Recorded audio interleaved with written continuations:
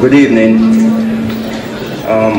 I'm a born-again Christian, believe in Jesus Christ as the Son of God, who was crucified, dead and buried, arose, and as someone says, at this moment, at the right hand of God the Father, making intercession for one and for all.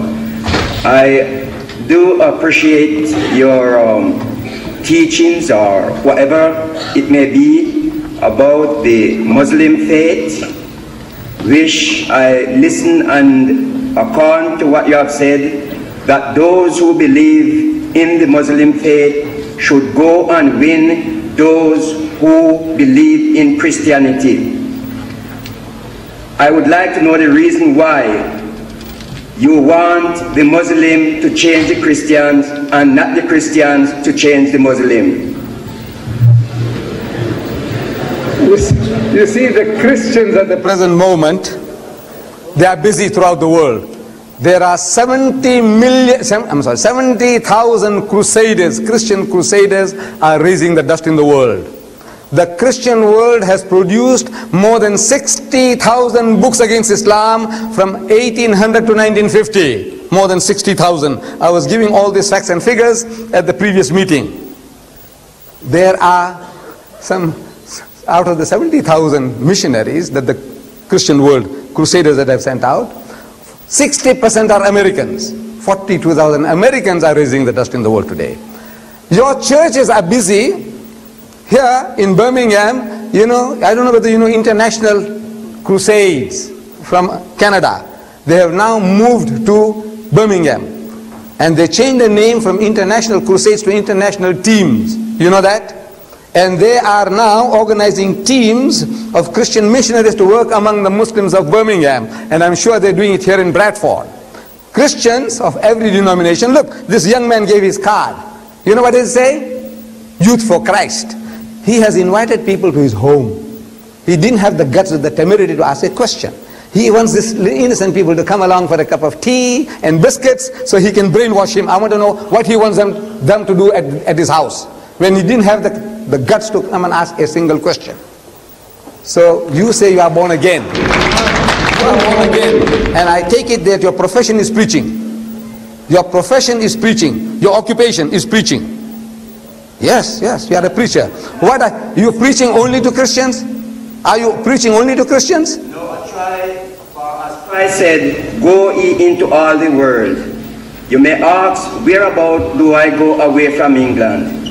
I will say, I haven't been to nowhere else since I've been born again Christian, for it's just in England here that I became a Christian. But as I go on the street, there are many who sat in this congregation who knew me very much, for at times I associate with plenty of our people's home that I go and visit them.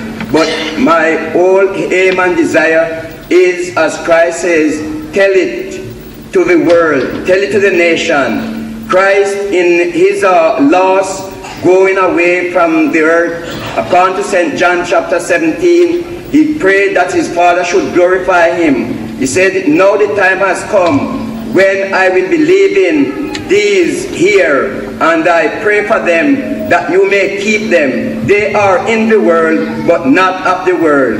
And he goes on and he says, not only these alone, but... Is that your question, sir? Excuse me, is that your question? That's preaching. Let him preach.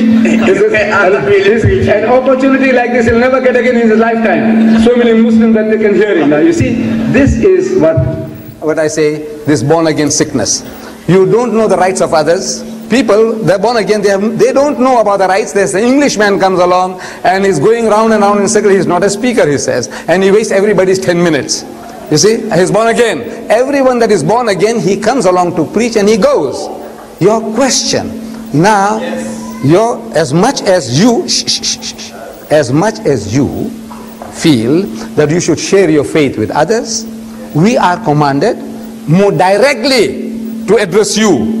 You remember in the verses that I read, I said, Qul, telling them, Allah says, Qul, tell them, Ya Ahlul Kitab, O Jews and Christians,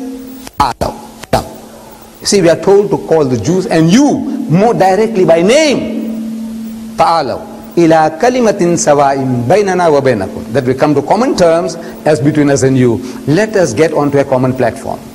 And that common platform, the terms and conditions of getting together are, number one, Allah na'budu illallah, that we worship none but Allah, God Almighty. The only God we shall worship is the God, the Father in heaven.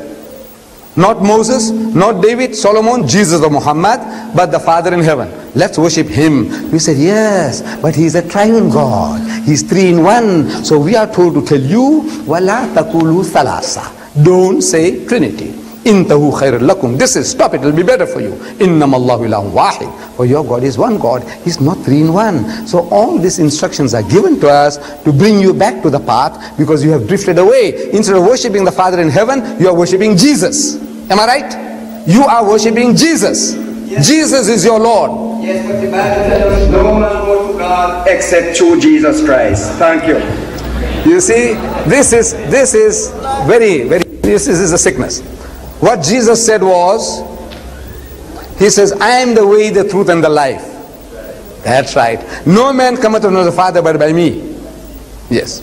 Now, of course you know that. But if I ask you what is the context, you don't know the context. You don't know, you just quoted a thing out of text.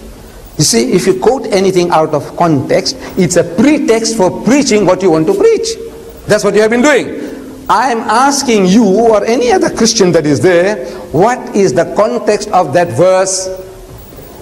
No man cometh unto the Father but by me. In what sense, with what background did he utter those words? That if their soul should be saved. Not the purpose, the context. You know, look man, you are an English speaking person, maybe from Jamaica, you know English. You know what is text. You quote a text. I want the context, the text that goes with it, before or after. You understand English? Otherwise, leave it to somebody who does.